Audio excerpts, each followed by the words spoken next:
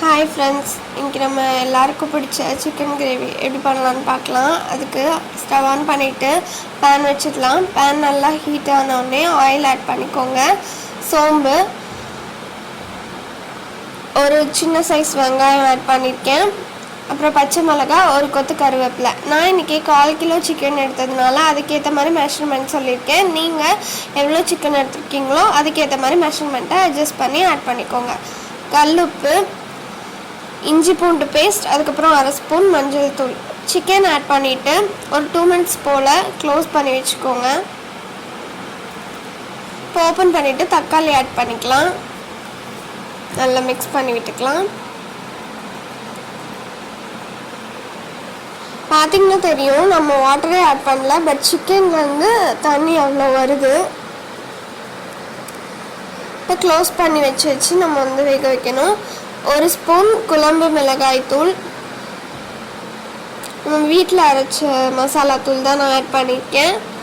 அப்புறம் 1 spoon pepper powder.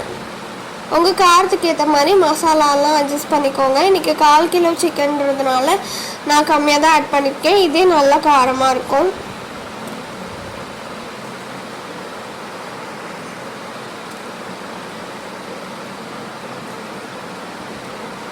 நீங்கள் உங்களுக்கு தேவையான அளவு வாட்டர் ஆட் பண்ணிக்கோங்க.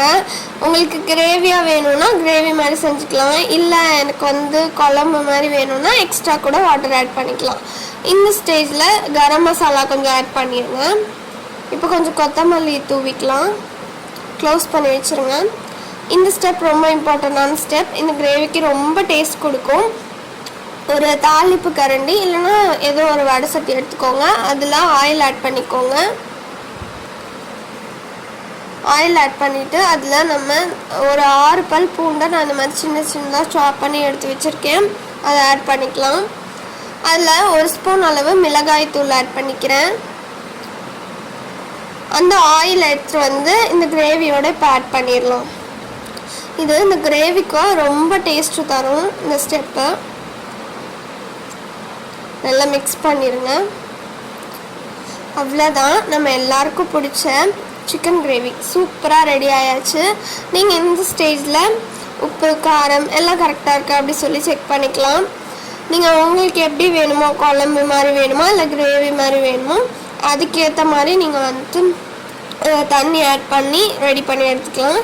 சிக்கன் நல்லா வெந்தோடனே இறக்கிடுங்க. அவ்வளோதான், நம்மளுடைய டேஸ்டியான சிக்கன் குழம்பு ரெடி.